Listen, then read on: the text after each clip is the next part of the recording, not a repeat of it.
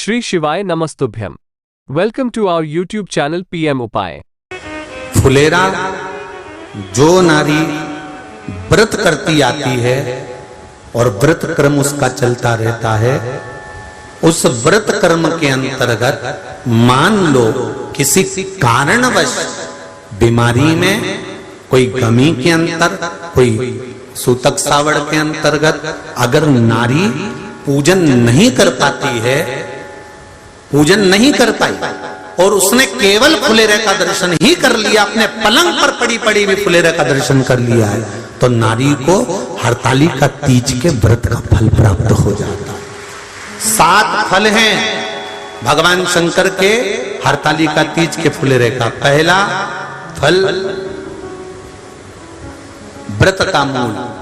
दूसरा,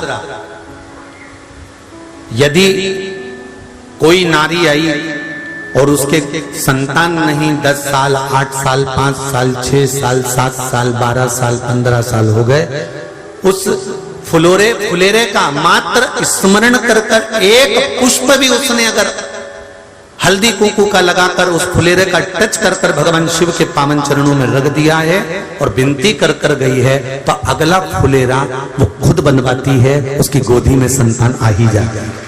अगला फुलेरा वो खुद बनवाएगी, के जाएगी, जी अगली बार फुलेरा मेरी तरफ से बनवा देना, मंदिर में फुलेरा मेरी तरफ से लगवाना, अगली बार जब तुम पूजन करो तो फुलेरा मेरी तरफ से बनवाना। ये फुलेरे का महत्व। तीसरा, महाराज हम कोई दान, गौदान, हरतालिका तीज की किताब है आपके यहाँ, जो लोग पढ़ते होंगे हरतालिका तीज की किताब, उसमें लिखा है ब्राह्मण देव को ये दान देना है, ऐसा दान देना है। अब कोई गरीब है, कोई साधारण है, नहीं है किसी की कैपेसिटी, नहीं दे सकता, तो क्या होता है?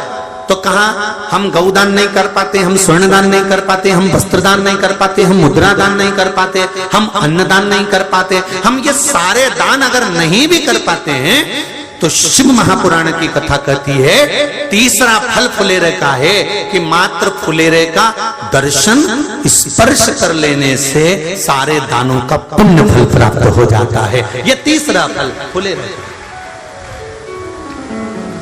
अब हरतालिका तीज का फुलेरे का चौथा महत्व है महाराज। चतुर्थ महत्व हरतालिका तीज के फुलेरे का है, जो कुंवारी कन्या हरतालिका व्रत करती है, पहली बार जो हरतालिका तीज का व्रत करती हैं या हरतालिका तीज का उद्यापन कर देती हैं, या किसी कारणवश शरीर ऐसा नहीं रहा कि बिना पानी के नहीं रह सकती, तो 2 बूंद अगर उन्होंने पानी भी पी लिया है, या कोई कारणवश एक कुछ गलती हो भी गई है, तो मात्र फुलेरे का दर्शन कर लेने से वो गलती शंकर स्वीकार कर कर उसको क्षमा कर देते हैं। ये चतुर्थ भाव के अंतर।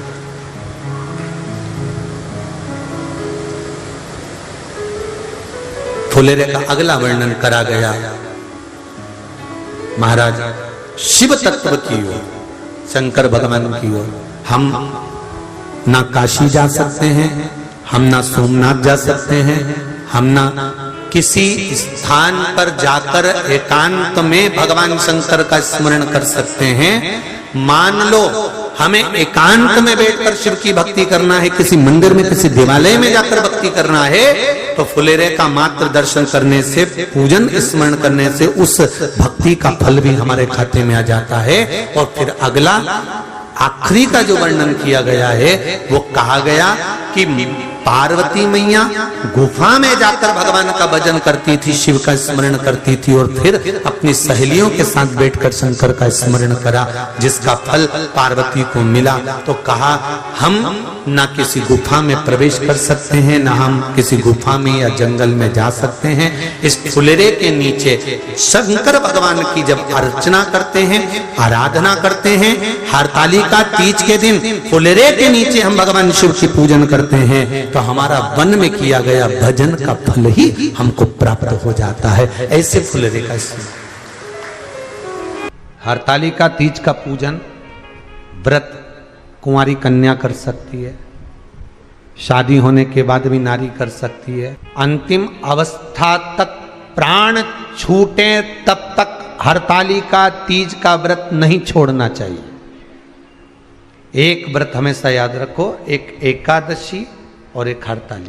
हाँ, इतना जरूर है, ज़्यादा शरीर बेकार हो गया, बुढ़ापा आ गया, शरीर नहीं साथ दे रहा, तो कुछ फल खा लो, कुछ चाय दूध जूस आप लेकर कर लो।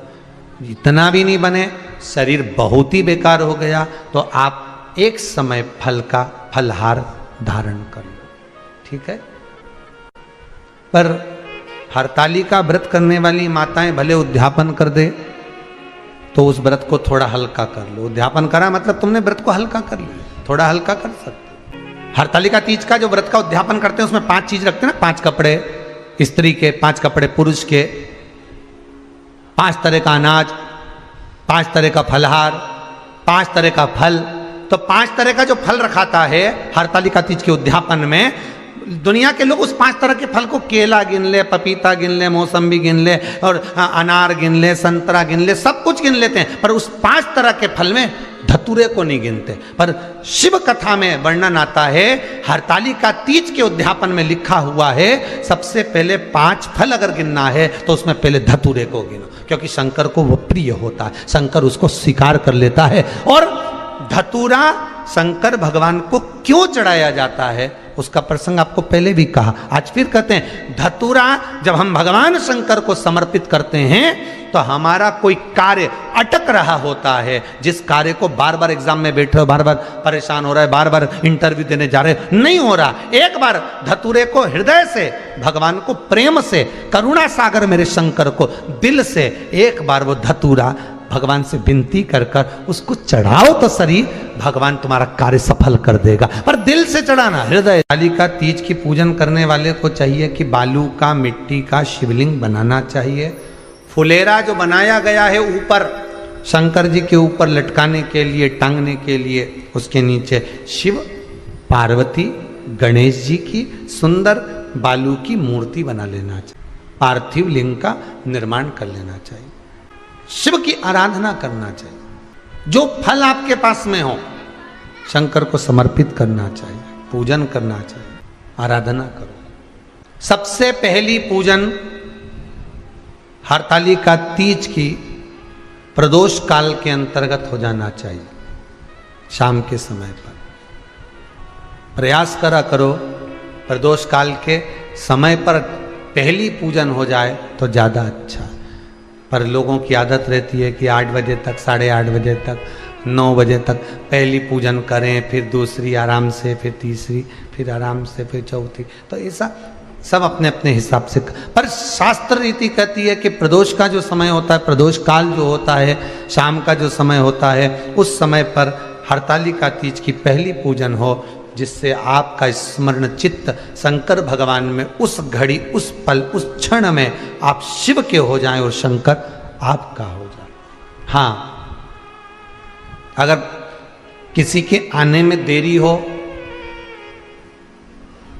कोई आ नहीं पा रहा है, बहुत देरी हो रही हो, तो हरतालिका पूजन व्रत वर्णन करता है कि शिवलिंग का निर्माण, पार्वती जी की मूर्ति का निर्माण, गणेश जी का निर्माण और फुलेरा जो बनाया हुआ है, ये प्रदोष काल के पहले बनकर तैयार हो जाना चाहिए। प्रदोष काल के अंतर्गत फुलेरा नहीं बनना, फुलेरा पहले बन जाना चाहिए। और बहुत विशेष बात ध्यान रखिए हरतालिका तीज की, कि शंकर जी का जो अपने स्वरूप बनाया है, पाटे में, थाली में, चौकी पर, चौरंग पर जो स्वरूप बनाया है, वो पहले नहीं रखना है। पहले क्या बांधना है? फुलेरा।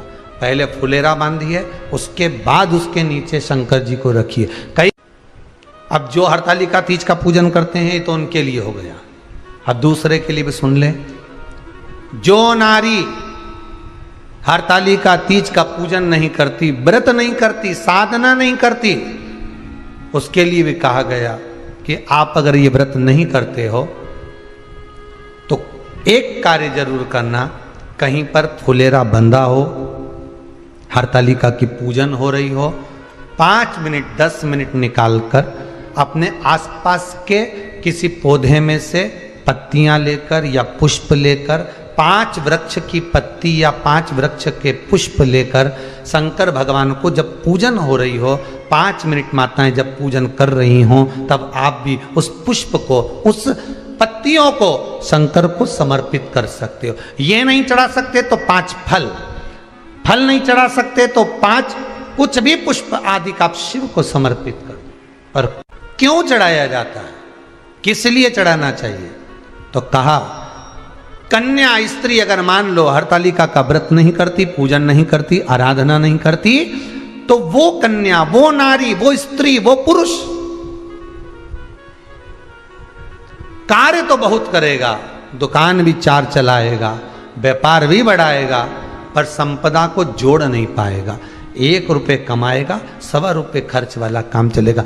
हस्त नक्षत्र में जो तृतीया पड़ती है, हस्त नक्षत्र के अंतर्गत जो तृतीया का महत्व कहा गया है, वो संपदा को बढ़ाती है, मनोकामना को पूर्ण करती है। इस नक्षत्र के अंतर्गत जो तृतीया आती है, वो मनोकामना को पूर्ण कर कर चली जाती है। इसलिए शिव की आराधना के लिए प्रथम माने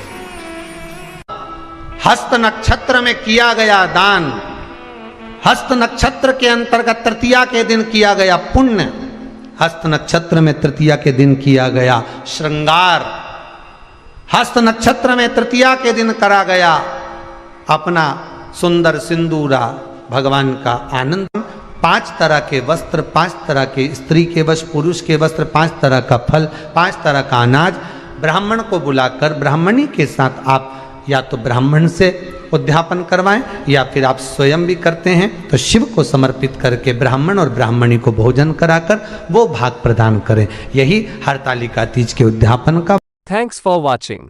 Please like, share, comment and subscribe to PM Upay.